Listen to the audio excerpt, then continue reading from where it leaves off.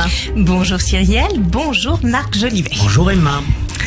Alors aujourd'hui, étant donné votre actualité et Doc for Ukraine, j'avais envie de vous parler du magnifique spectacle de la compagnie Virsky qui a rencontré un franc succès en 2018 au Palais des Congrès de Paris et qui se rejoue actuellement en tournée qui sera repris au mois d'octobre.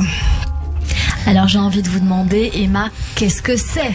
Eh bien, pour nous mettre dans l'ambiance, en fait, je vous propose d'en écouter un petit peu la bande-annonce.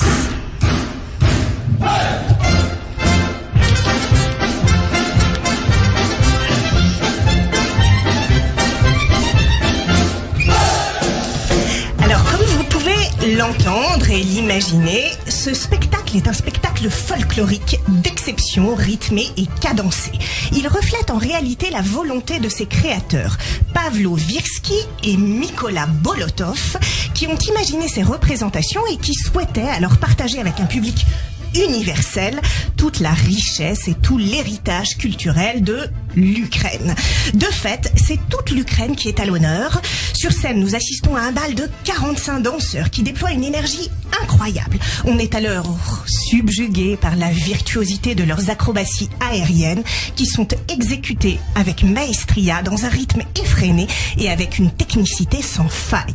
Associée à la force et à la vitesse de la haute voltige, l'inspiration se veut romantique et l'on est pris et surpris par la beauté des chorégraphies qui sont impeccables. Vous nous donnez envie d'y aller, donc du coup, est-ce qu'on s'attend à un spectacle de danse, que de danse ? Eh bien, il y a de la danse, mais il y a de l'histoire et de la poésie. Je m'explique. En fait, la compagnie Virsky, où se mêlent ces chorégraphies étourdissantes, eh bien, nous emmène dans un univers poétique en puisant son inspiration dans l'histoire et les racines de son pays. En fait, on passe des marins de Crimée au combat des Cosaques et elle rend hommage à ses traditions en mettant à l'honneur le peuple ukrainien.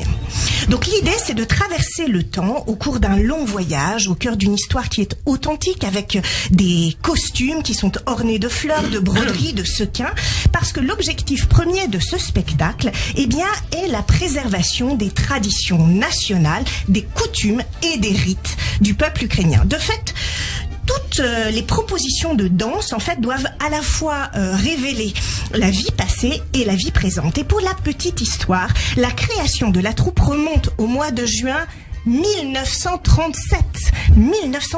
Pour la première fois, en fait, à l'époque, Pavlo Virsky et Mykola Bolotov, qui sont alors deux grands chorégraphes de renom, eh bien, décident de sélectionner les meilleurs éléments parmi des centaines de groupes amateurs qui émergent sous la politique de promotion de la culture folklorique nationale impulsée par le gouvernement soviétique. Leur but, former une compagnie nouvelle, professionnelle, en s'appuyant sur les traditions existantes. Ils créent alors plus de 5 programmes de concerts et à ces créations, ils ajoutent des danses empreintes d'humour et de lyrisme, mais aussi des danses populaires, patriotiques. En fait, ils sont tous les deux issus de la danse classique. Et ils veulent rendre hommage à leur propre culture, cette fois en abolissant les frontières, un peu comme vous faites, et en partageant leur univers. Et c'est une manière de voyager, de s'immerger au cœur de l'Ukraine. Donc si je comprends bien, pour conclure, Emma Scali, ce spectacle, c'est à la fois, bien sûr, un spectacle, on l'imagine, exceptionnel par sa qualité, mais aussi par un message véhiculé. Oui, parce que Pavlo Virsky a dit ceci: je ne pouvais pas m'empêcher d'être attiré par ces danses folkloriques, leurs couleurs, leurs incroyables émotions, la pureté de leur expression, leur tempérament et leur beauté intérieure. Il y a du raffinement et finalement on ressort transporté de ce spectacle qui est une merveille, je dois le dire, une merveille qui allie majestuosité, passion et exaltation. C'est bien raconté, ça, Marc Jolivet. C'est surtout bien raconté, mais est-ce qu'il serait d'accord pour venir le 18 juin ? Alors là, ça, ce serait formidable. C'est exactement, je disais, mais ça serait génial de nous faire l'ouverture, de venir, à la fin ou maintenant, demandez-leur, bien, venez, rejoignons-nous. Mais non, mais c'est énorme. Je pense que c'est pas impossible. Ukrainien, mais ça serait une super idée. C'est pas impossible parce qu'ils sont en tournée.